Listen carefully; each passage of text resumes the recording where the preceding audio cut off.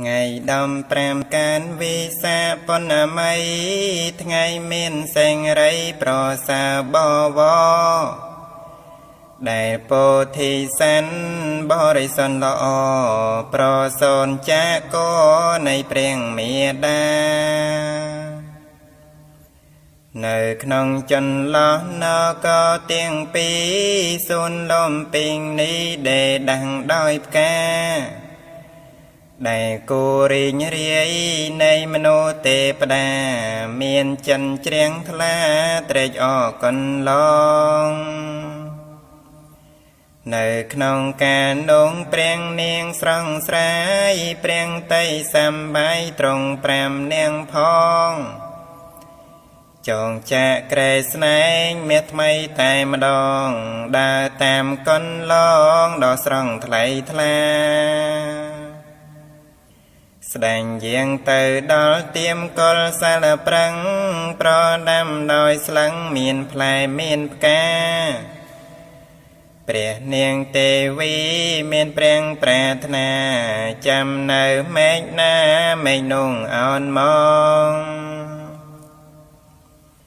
ខ្យល់កម្មចវៀនកានឡើងគ្រានងប្រាកនចំពោថាកូនប៉ុនលោកនៅក្នុងកម្ភានឹងប្រសូនមកអោកូនប៉ុនលោកតើល្អយ៉ាងណាទ្រង់បានសណ្ដងព្រះហោះទាំងពីរព្រះបានទាំងពីរចាកោមេដាបរិសុទ្ធក្រៃលែងអត់មានអ្នកណាទូងមនងទេពតាមិនប្រាកនស្មើនៅក្នុងទីនោះសូមបីព្រះព្រំមានយងដ៏ធំគង់មិនប្រសើរ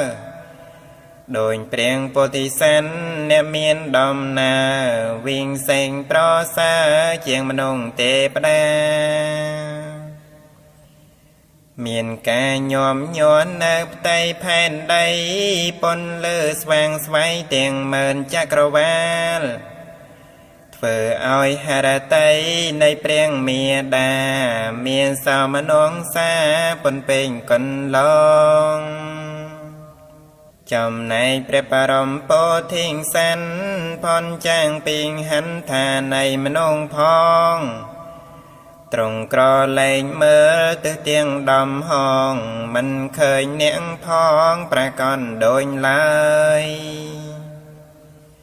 ទៅបែព្រះភាំងទៅទឹងអនដស្រែងទៅដោយល្អមិនបានកន្តើយឈានដោយព្រះបាន7ហើយមិនបងអង្គឡើយបន្លឺសីហនាន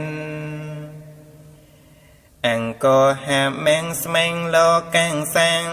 ជាដើមសញ្ចាំងមិនបានឃ្លៀងឃ្លាតប្រសាក្រៃលែងជាងនាងឯទៀនបាញ់ជាងថាជាតិព្រះអង្គហើយ